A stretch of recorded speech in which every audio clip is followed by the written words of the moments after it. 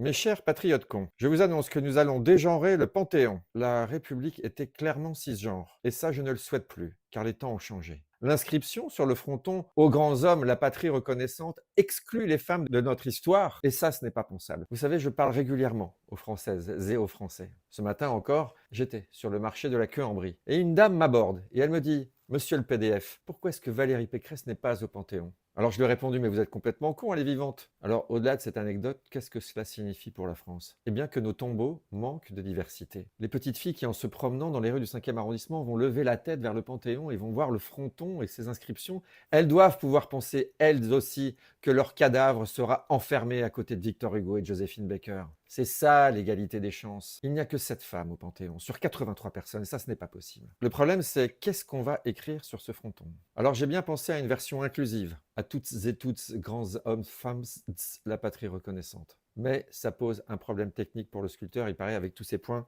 c'est pas pratique. Et puis après il y a un autre petit problème sémantique, c'est que le terme grande à côté de femme fait immédiatement penser à une grande femme par la taille, qui d'une Adriana Carambeu, qui d'une joueuse de basketball. On est tellement peu habitué à entendre ce terme grande femme comme grand homme, et ça c'est des millénaires d'injustice, hein.